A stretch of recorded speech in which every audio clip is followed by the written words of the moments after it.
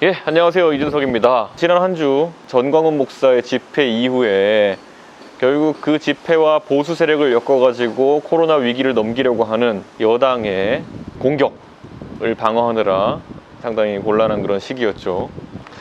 근데 이번에 문재인 정부에서 또 한 가지 특기할 만한 거는 의사들과 싸움을 시작했습니다. 예, 이 사람들은 본인들이 항상 개혁이라고 얘기하고 뭐 새로운 정책을 추진한다고 이야기하지만은 그저 싸우는 것밖에 할 줄 모르는 사람들인 것 같다, 이렇게 생각합니다. 항상 이제 소수 대 다수 구도를 만들려고 노력을 많이 합니다. 대한민국에서 의사라고 하는 사람들 면허가 13만 명대까지 나왔을 텐데 13만 명의 의사들에 비하면은 일반 대중은 다수기 때문에 그 의사들도 나쁜 사람 만들면은 다수들이 또 이제 다수의 대중이 또 지지를 표할 수 있으니까요. 이런 식으로 굉장히 소수를 괴롭히면서 다수에게 어필하는 방식을 많이 쓰고 있는데요. 자, 의사 수를 늘리겠다, 이런 얘기를 하고 있어요. 자, 코로나 국면을 맞아 보니까 공공의료 차원에서도 그렇고 뭐 지방의 의료 차원에서도 그렇고 의사 수를 늘려야겠다, 이런 판단을 했다고 합니다. 그런데요, 지금까지 일반적으로 대학의 정원을 다루는 문제에 있어가지고는 어느 정부든지 간에 앞으로 우리나라 인구가 감소할 것이기 때문에, 그것도 급격하게 감소할 것이기 때문에 대학 정원을 줄이자는 방향으로 지금 가고 있었어요. 근데 그 대학 정원을 줄이는 게 너무나도 힘들어가지고 지금 거의 성과가 나고 있지 않은 상황이거든요. 우리나라가 예전에, 제가 80년대생인데 저랑 같이 85년생인 사람들이 60만 명에 달했거든요. 지금 당장 올해 태어나는 사람 몇 명 되겠느냐 했을 때 30만 명 될까요? 3, 40만 명 될 텐데, 저는 그러면은 대학 정원도 그에 맞게 절반으로 줄어들었어야 되는 것인데 지금 줄긴 줄었지만 그렇게 절반까지 줄어들진 않았거든요. 자, 그럼 의대 정원도 한번 생각해 보세요. 의대 정원 같은 경우에는요, 이제 늘리게 된다 그러면은 오히려 인구가 이제 거의 절반 가까이로 이제 신생아 수가 줄어드는 상황 속에서 의대 비율은 2배 이상 늘어나는 효과를 가져가게 되는 거거든요. 저는 그렇다면은 지금 시점에 의대 정원을 늘린다는 것이 꼭 필요한 것인가, 이런 것도 한번 생각해 봐야 되고요. 실제로 로스쿨로 인해 가지고 1년에 배출되는 변호사 수가 거의 2배 가까이 늘어났거든요. 그런데 그 로스쿨로 인해 가지고 과연 우리가 받는 법률 서비스가 더 좋아졌느냐, 일반 사람들이 체감하고 있습니까? 전 체감 못하고 있다, 이렇게 보고요. 오히려 양극화되겠죠. 변호사들 사이에서 보면은 굉장히 처우가 안 좋게 일하는 변호사들이 늘어났고, 그 안에서 또 실력이 있거나 아니면 또 어떤 유리한 점이 있는 변호사들 같은 경우에는 더 독점하는 그런 상황들이 발생할 수밖에 없는 거거든요. 자, 저는 의료라는 것도 이제 건드리려고 하면은 결국 국가별로 처한 상황이 좀 다르다, 이렇게 보고 있어요. 이번에 이제 OECD 기준으로 해가지고 의사 수가 뭐 부족하다, 이런 얘기를 하는 여당 측 인사들이 있는데, 자, 이 OECD라고 하면은 제가 경험했던 미국의 의료라든지 이런 걸 봤을 때 그 미국 같은 나라는 이제 클리닉이라고 보통 얘기하고 보통 이제 자기 주치의 제도라는 것이 이제 활성화가 되어 있겠죠. 예, 그렇기 때문에 동네에서 나와 밀접한 관계를 맺으면서 내 건강을 주기적으로 체크하고 이런 사람들이 이제 보편화되어 있거든요. 근데 우리나라는 그런 어떤 주치의 제도라든지 아니면은 지역에 있는 이제 기본적인 클리닉이라든지 이런 것들이 굉장히 미국과는 다른 방식으로 운영되고 있거든요. 우리나라 개인 병원은 미국에 있는 주치의나 클리닉 제도와는 약간 다른 개념이죠. 그러다 보니까 저는 이 상황 속에서 단순 수치 비교가 의미가 있겠느냐. 만약에 민주당 논리대로, 여당 논리대로 OECD 평균보다 못한 게 있으면 그 숫자를 늘려야 되는 것이다 라고 얘기한다면은, 저는 그럼 반대로 우리나라가 OECD 통계에 비해 가지고 굉장히 과도하게 하는 지점들도 있어요. 문재인 케어를 만들면서 MRI를 급여화를 많이 했죠. MRI 찍는 것을 건강보험에서 많이 지원하게 됐어요. 자, 원래 MRI라는 거는 굉장히 고가의 의료 장비이고 고급의 의료 서비스입니다. 그런데 문재인 정부에서 MRI를 급여하면서 MRI 기계가 엄청 늘어나가지고 우리나라에 지금 OECD 평균보다 MRI 기계가 거의 한 70%, 많게는 2배까지 많습니다, 보면은. 그럼 이게 의미하는 바는 뭘까요? 그럼 OECD에 비해서 많은 거는 그럼 줄여야 될까요? 그러니까 저는 이 OECD 통계라는 거는 항상 정치하는 사람들이 그냥 자기 주장하고 싶을 때, 가장 할 말 없을 때 피상적으로 인용하는 통계이긴 한데, 이런 것들이 무슨 의미가 있겠느냐, 이런 생각을 하고요. 예를 들어 의사 수가 굉장히 많은 나라들을 보면은 쿠바라든지 아니면 러시아 옛날에 독립국가연합 같은 나라들 같은 데 보면은 그런 의사 수가 굉장히 비율이 높은 나라들이 있어요. 근데 그럼 그 나라들의 의료 서비스가 우리보다 좋은 것이냐? 예를 들어 암 수술을 했을 때 우리보다 더 잘하느냐? 저는 그건 또 아니라 보거든요.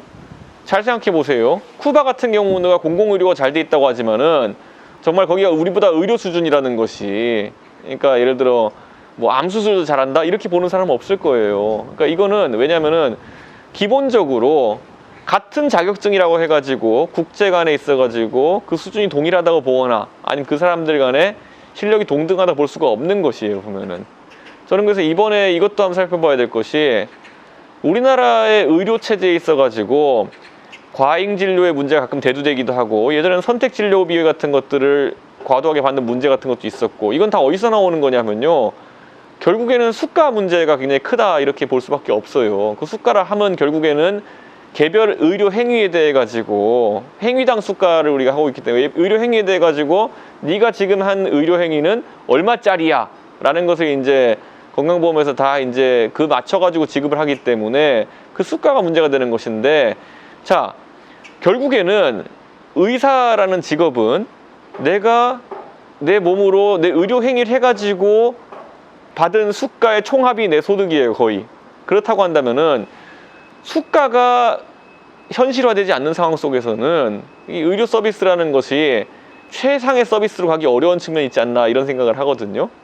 사람이 다른 사람에 대해 가지고 할 수 있는 서비스가 여러 가지가 있겠죠. 변호사는 법률 서비스를 제공하겠죠. 상담사는 심리 서비스를 제공하겠죠. 의사는 의료 서비스를 제공하겠죠. 그래서 저는 의료 서비스라고 하면은 세계 어느 나라에서든지 간에 사람이 사람에게 해줄 수 있는 가장 잘 훈련받아야 되고 가장 고급의 서비스라고 좀 보거든요. 사람의 생명을 다루는 것이기 때문에. 그럼 그에 대한 보상 체계인 수가라는 것도 굉장히 현실적으로 책정이 돼야 되는 부분이 있어요.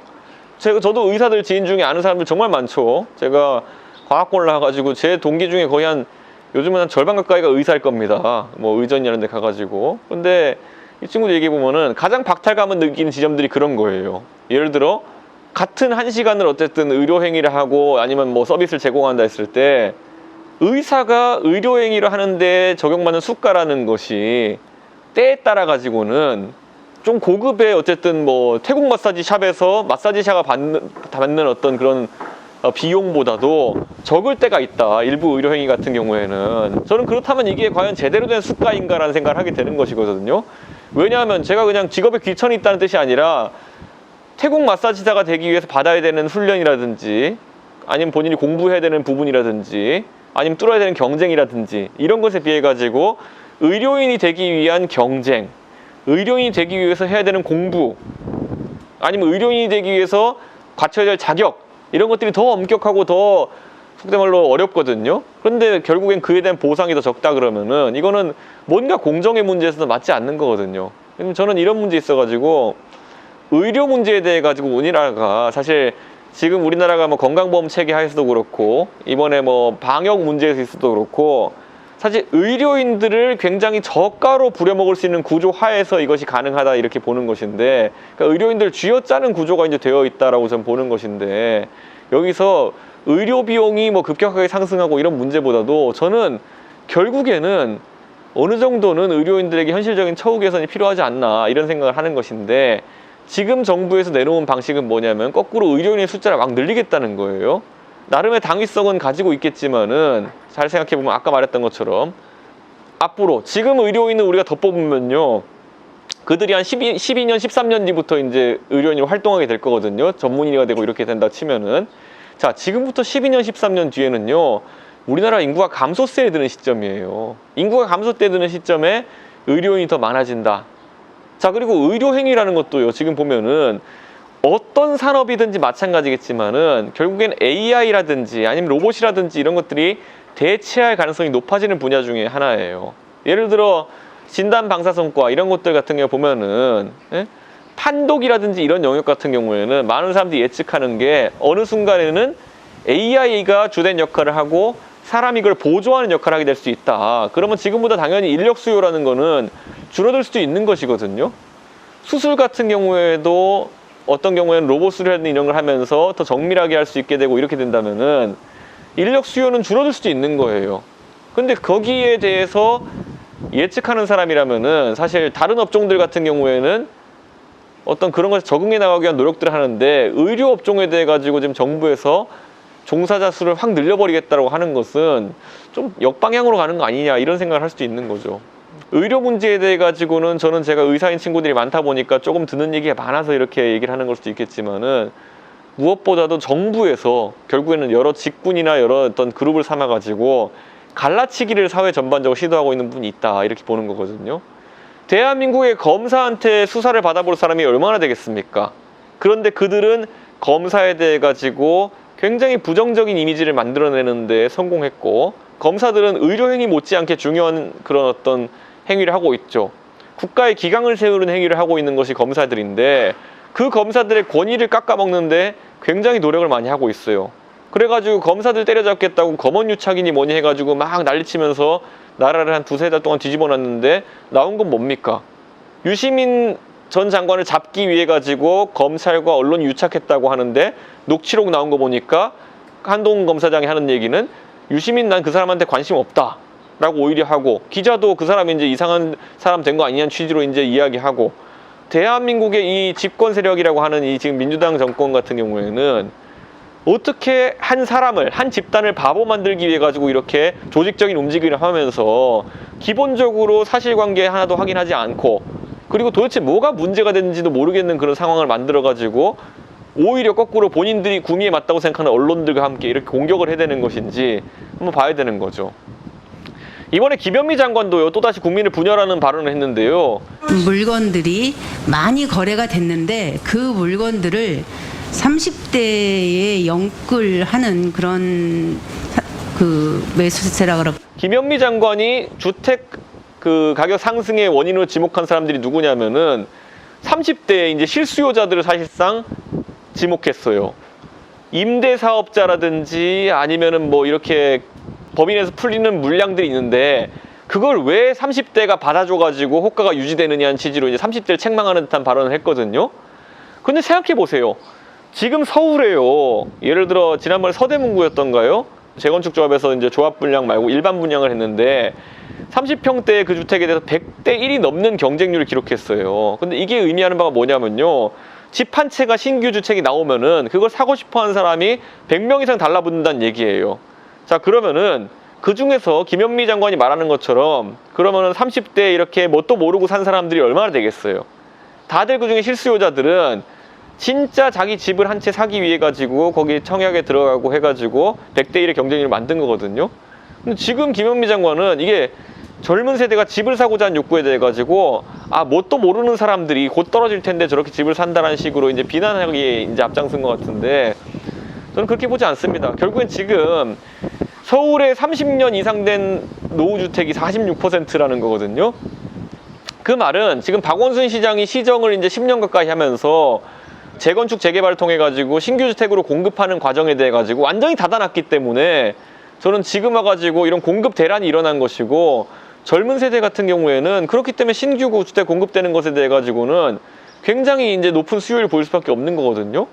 저는 그런 점을 어떻게 인지하면서 오히려 민주당이 지금까지 서울 시정을 펼치면서 굉장히 공급 정책을 잘못한 거에 대해 가지고 30대들한테 사과하고 나서도 모자랄 판이에요. 지금 30대가 경제활동을 하면 집을 사야 되는 시점인데 10년 동안 새 집을 안 지었기 때문에 지금 살 집이 없다는 거예요. 예.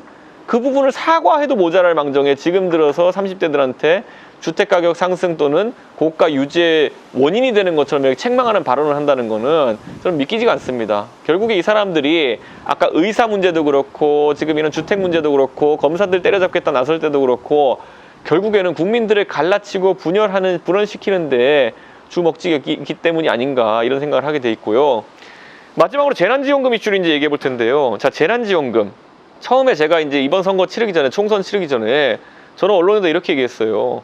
앞으로 이 코로나 위기라는 것이 얼마나 지속될지도 모르는데, 자, 코로나 때문에 소득이 전혀 감소하지 않은 사람들이 있다. 예를 들어 공무원 같은 분들은 소득의 변화가 없죠. 그렇기 때문에 그분들의 구매 여력이라는 건 똑같다. 그러면 그분들에게 재난지원금을 지급할 필요성이 있느냐? 라고 했는데 그때 민주당이 논리적으로 뭐 답변하고 이러긴 어렵다 보니까 제가 이제 최고위원으로서 그런 발언했을 때 막 네가 그러니까 뭐 안 되는 거다부터 시작해가지고 뭐 국민을 왜 분열시키려고 하냐 이런 식의 얘기를 하면서 공격을 했었거든요. 근데 지금 와가지고는 자기들이 재정이 딸리니까 먼저 선별적 지급 얘기를 하잖아요. 저는 이 사람들이 이렇게 근시안적으로 나라를 운영할 수 있는가에 대해서 다시 한번 놀라고 있고요. 자, 본인들이 재난지원금 1차로 지급하면서 그런 식의 어쨌든 방식을 선호했기 때문에 2차, 이번에 주는 돈이 만약에 재난지원금이라는 명칭과 2차 재난지원금이라는 명칭을 가져가게 되면요, 방식을 바꾸기가 굉장히 어려워요. 또 그렇게 줄 수밖에 없다는 것이죠. 저는 그렇기 때문에 이번에는 좀 방식을 바꾸면서 명칭도 다르게 가져가야 된다. 재난지원금이라는 방식은 국민들한테 돈을 나눠줘가지고 소비하러 가라는 거예요. 자, 그럼 첫째로 지금 뭐 사회적 거리두기 하라 그러면 소비하라고 하면요, 사실 소비할 수 있는 업종이 이렇게 많지가 않습니다. 그래서 지난번에 해봤더니 뭐가 나왔습니까? 그 문재인 대통령이 뭐 인터넷 댓글을 어디서 읽어와가지고 뭐 할망구랑 소고기 사 먹고 할망구 안경 맞췄다, 뭐 이걸 굉장히 긍정적인 사례로 이제 언급을 했거든요. 저는 이것도 굉장히 웃긴 상황이라 봤던 게 뭐냐면은, 저는 그 할망구 안경이랑 그 소고기 얘기, 그거 굉장히 누가 낚으려고 쓴 글이라고 좀 봤거든요. 실제 어떤 할아버지가 쓴 글이 아니라. 왜냐하면 뒤에 우리는 세금도 안 내는데 여러분 고맙습니다 이렇게 하는 걸 봐가지고 그거 되게 조소적으로 누가 쓴 글이라고 좀 봤는데, 이걸 문재인 대통령이 낚여가지고 저는 그거를 긍정적인 사례로 언급했던 것도 굉장히 웃기다 이렇게 보는데, 자, 실제로 그럼 할망구 안경이랑 소고기가 적절한 그러면 지출이냐를 봤을 때 저는 아니라고 봐요. 왜냐하면은, 자, 경제 순환 효과가 그러면은 거기에 있어서 맞느냐? 아니, 소고기라고 하는 것은 굉장히 고가의 재화거든요. 평소에 많은 사람들이 뭐 굳이 지출하지 않아도 되는 그런 영역으로 인식하는 게 밖에 나가 소고기 사 먹는 것인데, 그 소고기 사 먹으면서 사실 좀 약간 사치에 가까운 지출했다고 이야기하는 것이 국민 정서상 무슨 도움이 되며, 저는 안경이라고 하는 것도 제가 봤을 때는 글쎄요, 안경점 하신 분들은 좋았겠지만은 그게 진짜 선순환 효과가 많이 드러나는 어떤 아이템인가 이런 생각을 하게 되고, 이런 게 있는 거죠. 자, 코로나 때문에 진짜 어려워진 직군들이 있어요. 예를 들어 노래방 하시는 분들이라든지, 가면 왠지 좀 코로나에 위험할 것 같은 그런 업종들 같은 경우 굉장히 타격을 많이 입었거든요. 자, 그럼 재난지원금이라는 건 뭐냐면은 결국 소비를 하라는 것인데, 자, 만약에 노래방이 코로나 때문에 진짜 어려웠어요. 사람들이 노래방 가면은 왠지 코로나 걸릴 것 같고 그래가지고 안 가는 사람들이 많다는 거예요. 자, 그러면은 재난지원금을 아무리 많이 준다 해가지고 그 사람들이 노래방 가서 돈을 쓰겠습니까? 실제로 노래방은 지금 소비 제한 업종으로 되어 있을 거예요, 아마 재난지원금에. 자, 그럼 노래방에 그럼 가지 않는 것도 문제예요. 거기 돈을 쓰지 못하는 것도 문제인데, 그럼 재난지원금에 그 어떤 온기라는 것이 노래방에 닿지 않으면 노래방 주인은 계속 힘들다는 얘기입니까? 안경점 주인은 할망구 안경 때문에 조금 이득을 보는 게 눈에 보이는데, 이게 형평의 문제가 생긴다는 거죠. 예.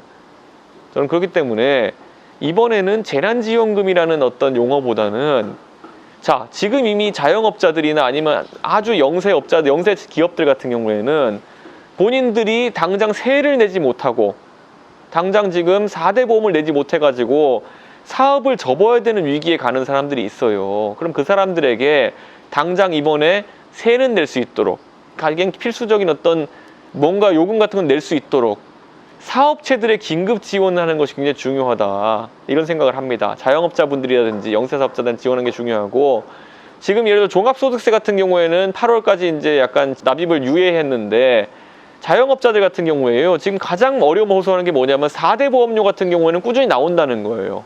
그럼 4대 보험료 같은 경우에 좀 유예해 줄 수 있는 거거든요. 아니면 삭감해 줄 수도 있는 거거든요. 저는 이런 부분들이 선행되어야지 기본적으로 고용이 유지가 됩니다. 4대 보험 때문에 사람을 해고한 일이 생기지 않도록 고용을 유지할 수 있고요. 그 고용을 유지해야지만이 재난지원금보다도 누군가에게는 생계를 유지할 수 있는 수단이 됩니다. 저는 그렇기 때문에 전 정부에서 우선순위를 좀 정했으면 좋겠다.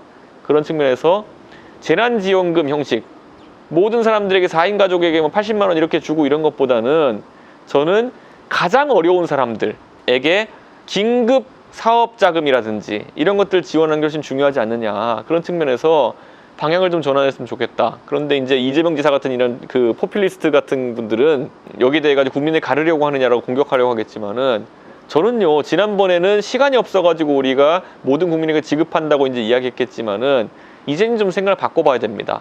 코로나 위기라는 것이 얼마나 더 지속될지도 모르고요. 지난번에 재난지원금 지급하고 나니까 굉장히 여기저기서 예산이 삭감이 많이 됐었거든요. 당장 상계동이나 노원구 주민들 같은 경우에는 그 칸막이는 다르긴 하지만은 코로나 관련 서울시 예산이 급증하고 난 다음에 서울시에서 무슨 예산을 삭감했냐면은 동북선 경전철 만드는 데 들어가는 비용을 삭감했어요. 그것 때문에 경전철 개통이 지금 늦어지지 않는다고는 얘기하지만은 저 늦어질 것 같거든요. 그러니까 결국에는 어디선가는 비용을 끌어와야 됩니다. 그런 것처럼 공짜는 없다는 생각으로 우리가 만약 재난지원금이나 아니면 지원을 긴급하게 해야 된다고 하면은 꼭 필요한 분들이 그 돈을 받아갈 수 있도록 우리가 좀 체계를 짜는 것이 중요하지 않을까 그런 생각을 합니다. 앞으로 어쨌든 코로나 위기가 더 극심해질 텐데 앞으로 한 주도 잘 이겨내시길 기대하겠습니다. 감사합니다. 다음 주에 뵙겠습니다.